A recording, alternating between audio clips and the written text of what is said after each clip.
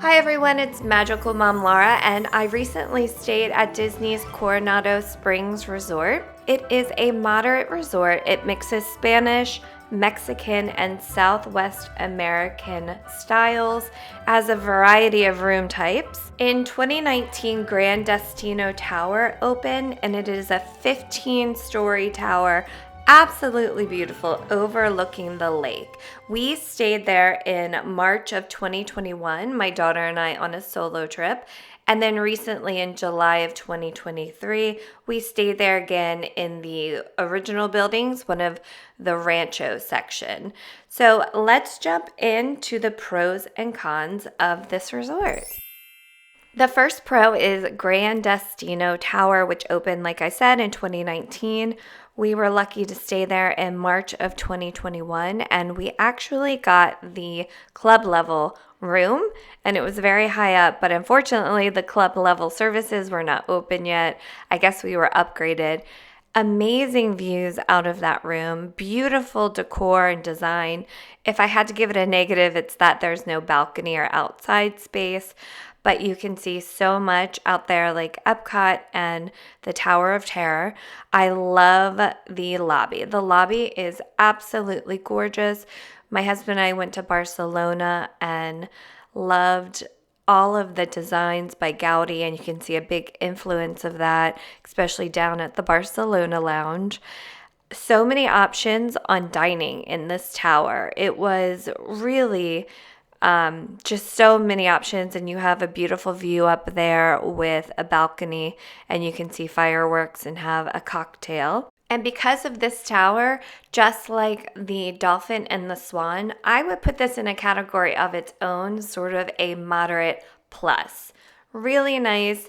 If I were to stay here again, I would definitely request the Destino Tower. Number 2 is the main pool, which is the dig site. It is a huge pool, and it is themed to a Mayan pyramid.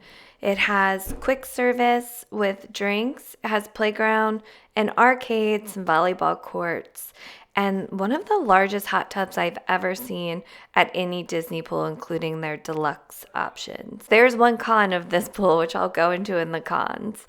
But I feel like this is one of the best parts of this resort. Especially for a moderate, this feels like a really nice pool for a moderate resort, and one of the pros. Number 3, also with the pool, is the Jaguar Slide.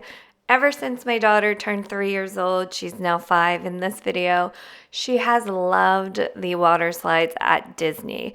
She started at the small one at the pirate ship in the front at the yacht club, and then she slowly moved up from there. Literally, pool days at Disney, she goes up and down these slides 50 to 100 times.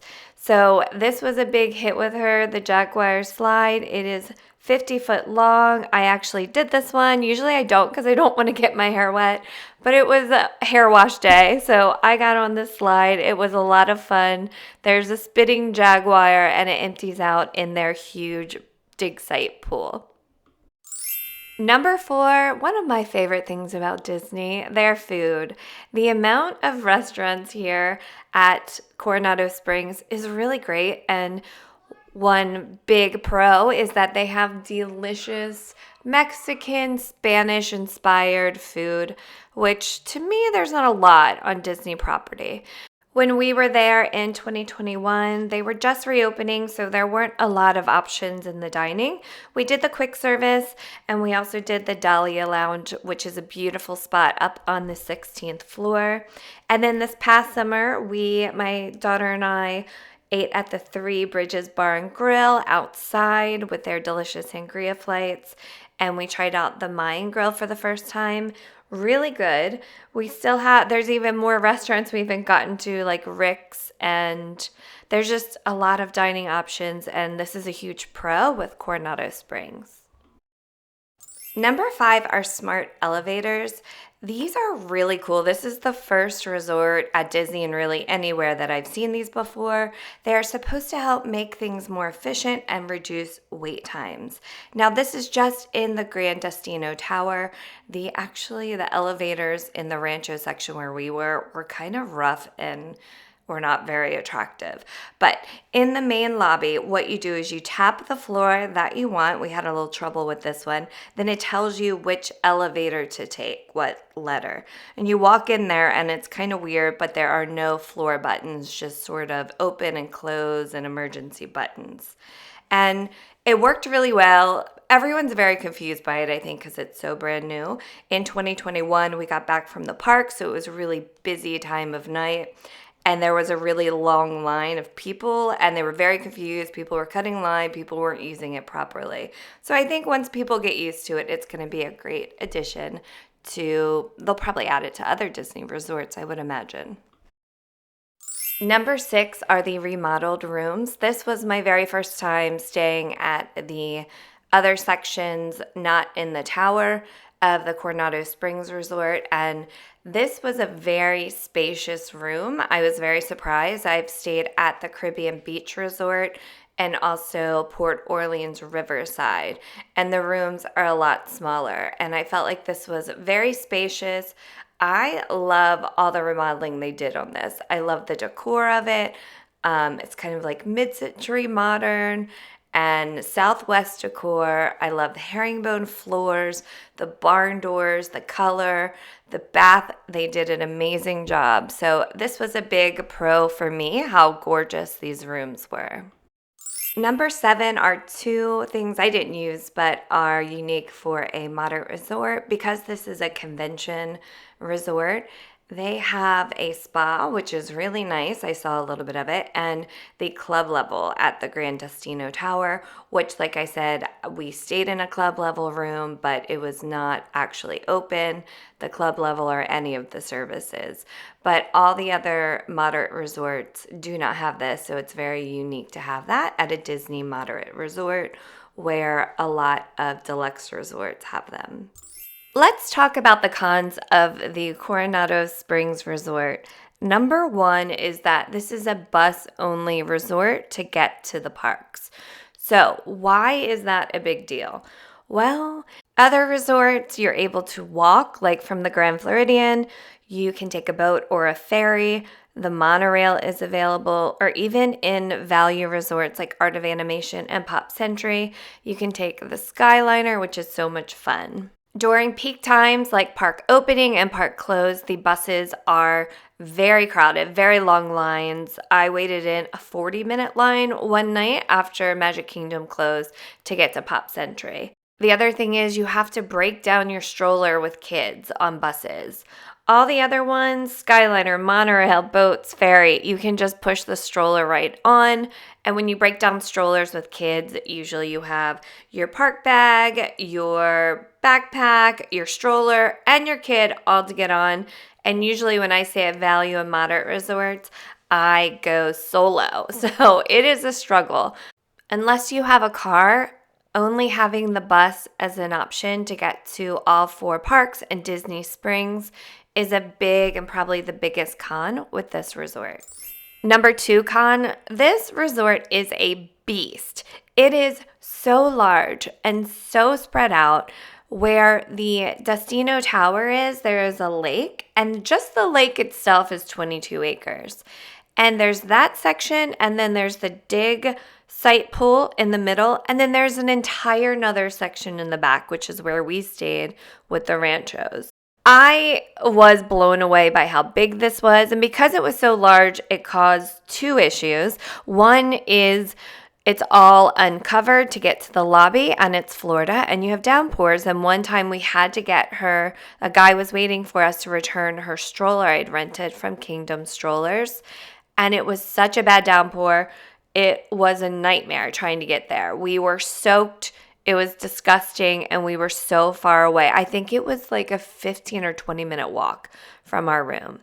The second thing is that there are stairs everywhere in this resort. To go from the lobby to our room, I had to walk all the way around on the outside of the building to find a walkway without steps. I was by myself with a stroller. This place is so large, they have their own internal bus system. So they have a bus stop around the outside loop of the resort just to service the guests there to get them around the resort.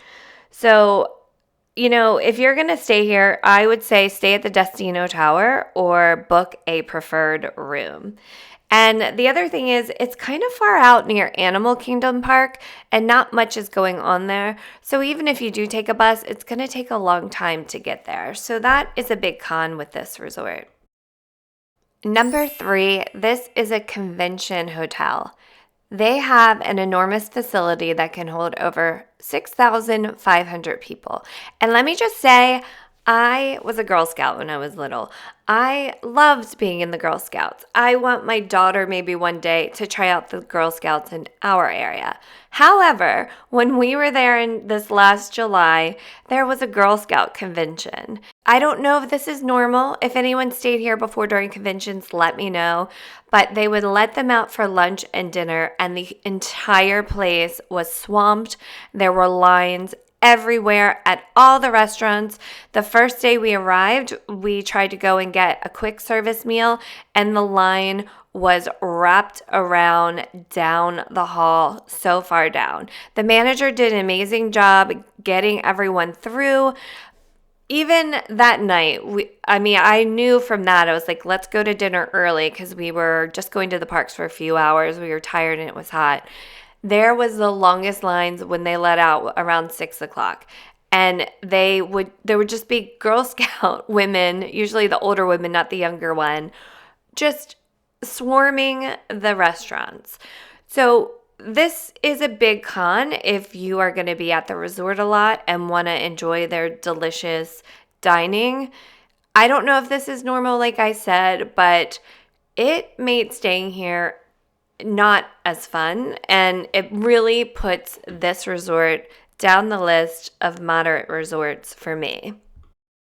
Number 4 is room capacity. While I loved how spacious this room is, if you are a family of 5, this will not work for you. It doesn't have a 5th sleeper or a sleeper sofa. So unless you have like a baby where they could be in the pack and play or a crib, this room is not going to work for you.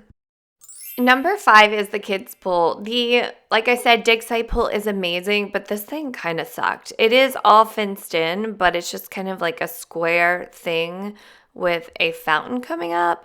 And the Caribbean Beach Resort has like an incredible like pirate play place.